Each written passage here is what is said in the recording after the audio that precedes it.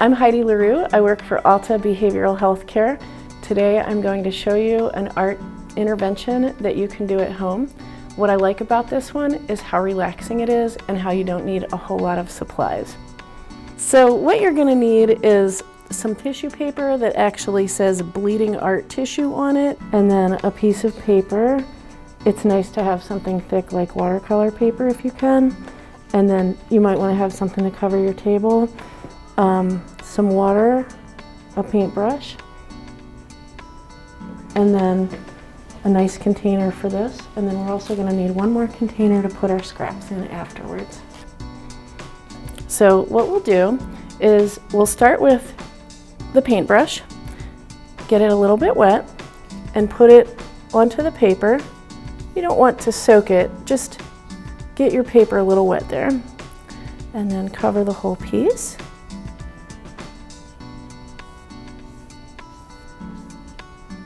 It's nice to just think about things like how the brush goes onto the paper, the way the water feels, the sound of it can be very relaxing.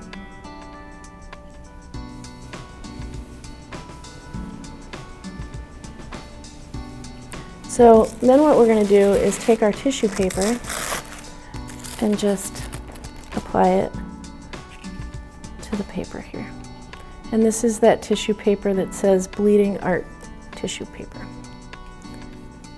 I'll give you a sneak peek. Okay. See how that creates a nice little design there, but it's not predictable. So if you can't predict it,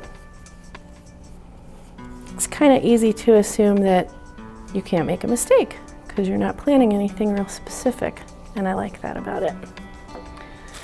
So I'm going to take some other papers and you can put them on in different shapes. I like this bright pink. You'll find that some of the papers have a lot of pigment in them, and so they bleed out onto it real nice, and then others might surprise you. Sometimes a really dark color like black might not even have hardly any pigment in it. Let's see. It's springtime, so I'm going to choose some spring colors. I like those. So I'm putting some yellow down and just applying it. Now see, you can see that the pink bled into the yellow, and so we're starting to get some different designs, but the intent is that we're going to pull it up. We're not going to leave it on there. You can do whole sections if you want. And depending on how much water you put on, you'll get different effects. If you put a lot of water on, then it bleeds together in a really groovy kind of look, and it looks like kind of like a tie-dye. If you put a little bit of water on where these wrinkles are, you might get like little white patterns that are speckly. That can be nice. Let's see. I think I want to try some green. I like nature a lot.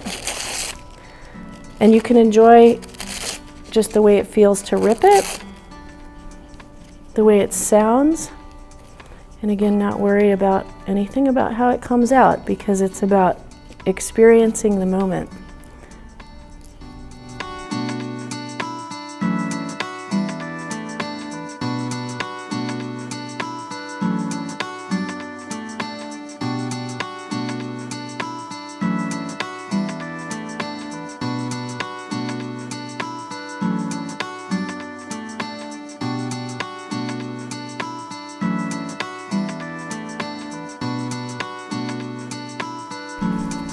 All right, so I could keep playing with it because I like to do that, but I'm not going to do that. I'm gonna grab a bin and put my scraps in the bin.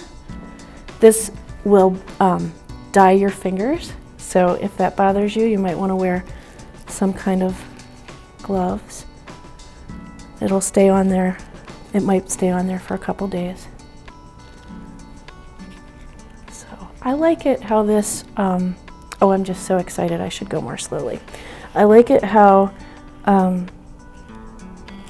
it's so unpredictable. So I like these colors. You could take pictures of those and use those for something, or just let it be and see what happens. I'm gonna pull up this pink because I'm excited about that. Look at that. I'm feeling good about this. Here's some of those speckles where I didn't use quite as much water.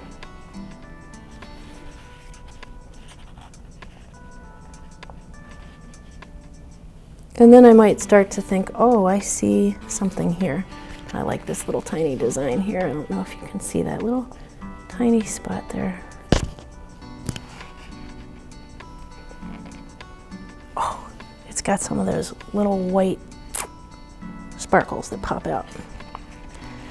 And because it's so amorphous, it can definitely remind people of a lot of things from nature. Maybe some beams of sunlight. Maybe you'd pull something in like mountains or a butterfly or a bird. Kind of draw out what is already there. You could also take something like a napkin or a paper towel and dab it, and then like pull out some of the pigment so that it would be lighter in sections. So we have that. Now these are going to be so pretty when they dry. I can't really show that exactly right now, but I will show you